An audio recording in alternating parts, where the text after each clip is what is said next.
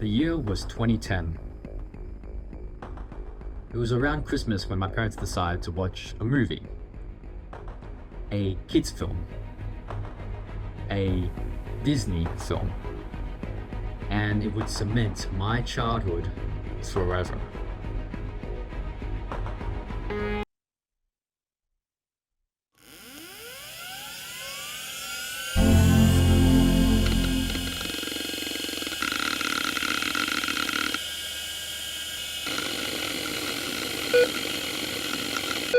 With the release of the third installment of the Tron series, which we've been waiting for 15 years, I thought it would be good to look back on the series. Does it hold up? Were they great? And is it possible Quad can reproduce? Well, we can't talk about Legacy without talking about the first Tron.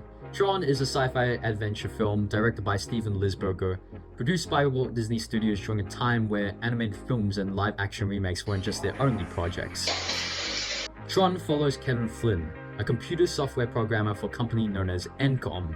His aspirations in video game development were halted when Edward Dillinger, another programmer, erased his credits from the work and profits off from it to become the president of Encom.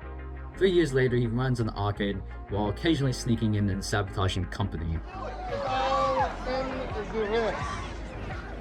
He is met with an opportunity to make things right when two of his friends, Alan and Laura, who are employees of Encom, send him back in to hack the files.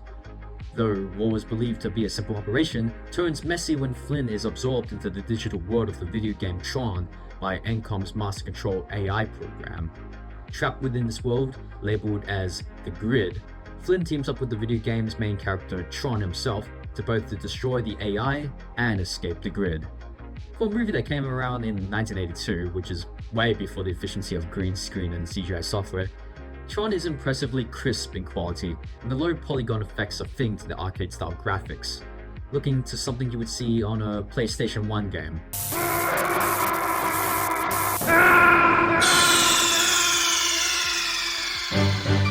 Snake, are you okay?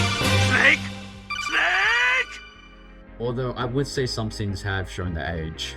I watched a Corridor Crew reaction to the special effects a while back, and they provide a lot of insight into the complex processes that the crew of Tron had to deal with. They filmed people wearing black and white costumes on a black background. They used Kodak Kodalith film, which is a hyper-contrast black and white film. And then you could invert that, and the black stripes would end up becoming white, and then you could backlight that, throw a gel on the camera, and get glowing lines that lined up. The problem is, you had to cut out every single frame by hand for the silhouette of the person.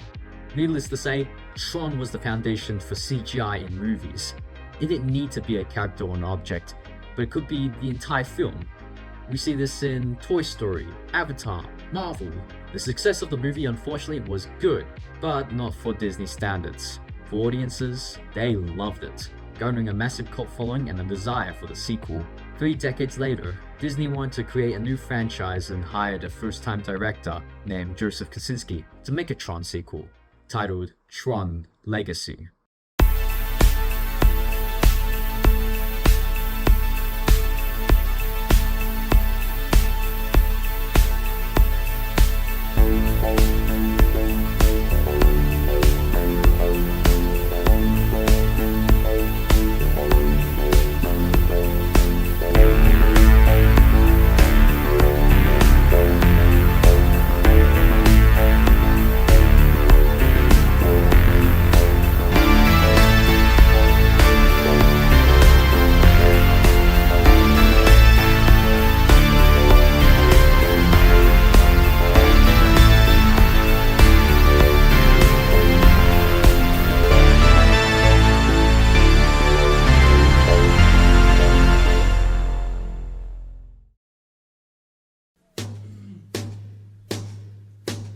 Legacy begins in 1989 after the events of the first Tron, where Kevin Flynn retakes control of the company Encom and starts progress on reforming the grid to become a habitable place. All the while he's taking care of his son, Sam, promising to show the new world he has created. Until one day, he mysteriously goes missing in the grid. 20 years later, we follow the now grown-up Sam, motorcyclist, renegade, troublemaker. You got me. You got me. Like his father, he spends his time sabotaging Encom as it's now become corrupted, with Kevin absent from running the company, apart from Alan, who's acting as a father figure for Sam. When Alan's pager goes off, a sign that Kevin remains in the grid, Sam investigates the matter and projects himself into the game.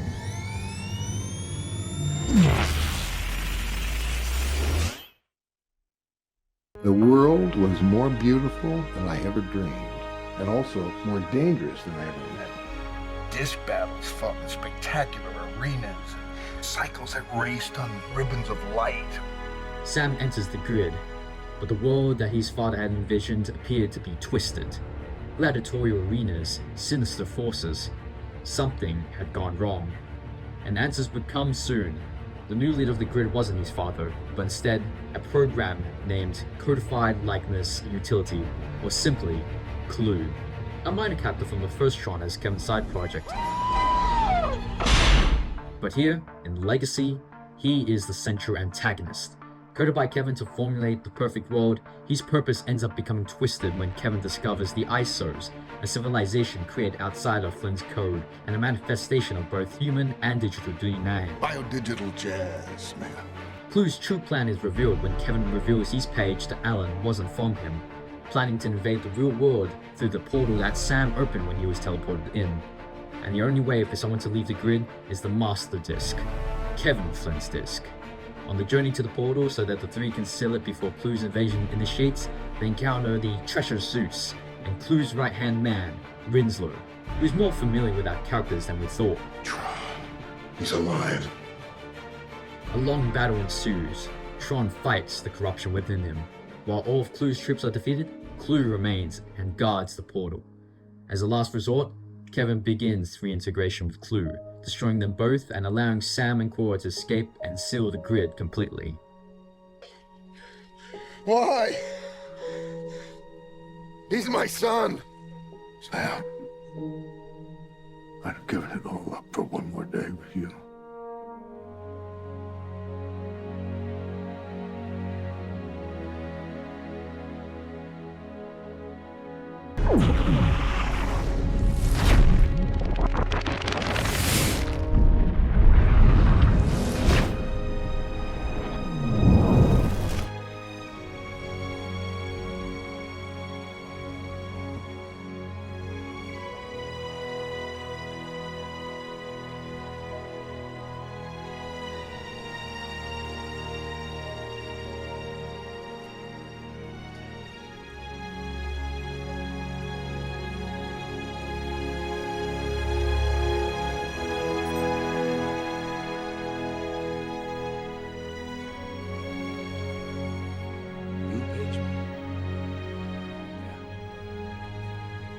Jet NCOM at 8 a.m.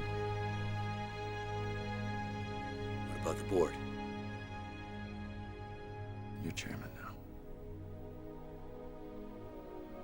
I'm taking the company back, Alan.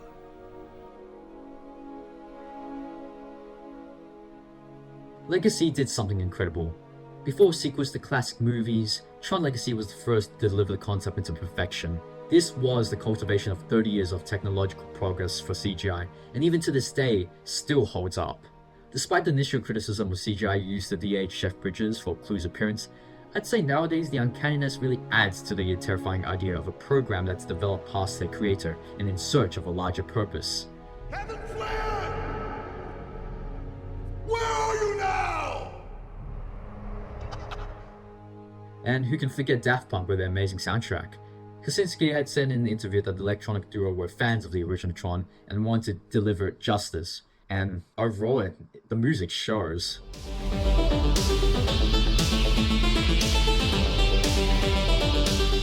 Then there's Cora, hands down best Disney girl. This movie had no right making her so hot. I haven't seen Aries yet, but with how I'm rolling out this video, I'm really setting up my expectations for this movie. I hope they deliver, despite the casting for the lead actor.